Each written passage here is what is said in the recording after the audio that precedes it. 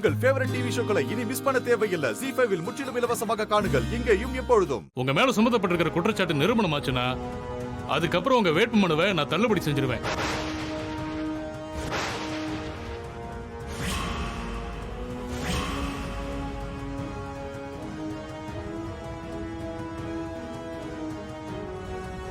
அது கொடுங்க.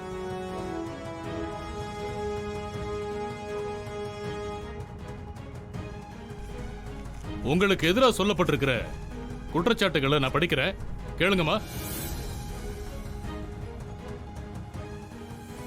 வாக்காளர்களுக்கு கொடுப்பதற்காக உங்க வீட்டுல 10 லட்சம் ரூபாய் பதுக்கி வச்சிருந்தீங்க. அதை பறக்கும் பட கண்டுபிடிச்சு பறிமுதல் செஞ்சிருக்காங்க. இல்ல சார்.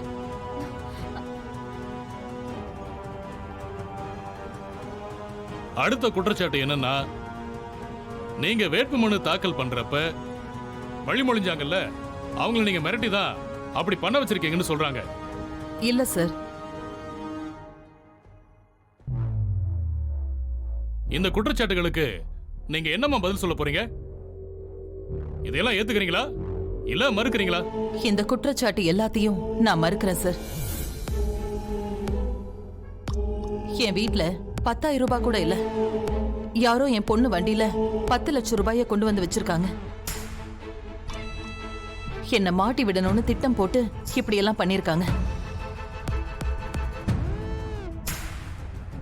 வேட்பு மனு தாக்கல் செய்யறப்ப என்ன முன்மொழிஞ்சவங்க, வழிமொழிஞ்சவங்க எல்லாரும் அவங்க முழு மனசோட தான் செஞ்சாங்க.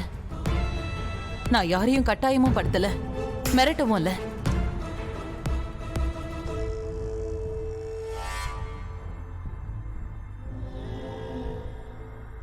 அதான் அவங்க சொல்லிட்டாங்கல்ல, இதுக்கு மேலயும் எதுக்கு சார் வெயிட் பண்றீங்க?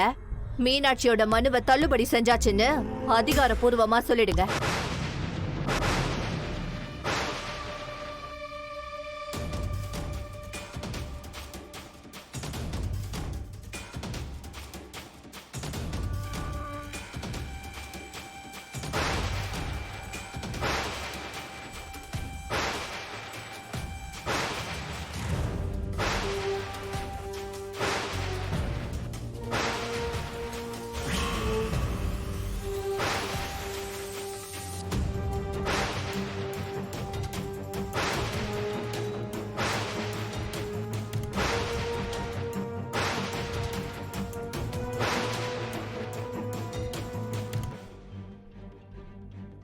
மீனாட்சி மேல சுமத்தப்பட்டிருக்கிற குற்றச்சாட்டுகளை எல்லாம் நான் தீவிரமா பரிசீலனை பண்ணி பார்த்தேன்.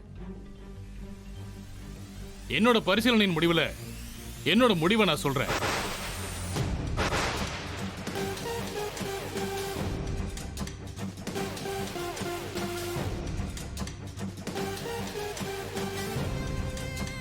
மீனாட்சியோட வேட்பு மனுவை நான் சார் ஒரு நிமிஷம் நில்லுங்க.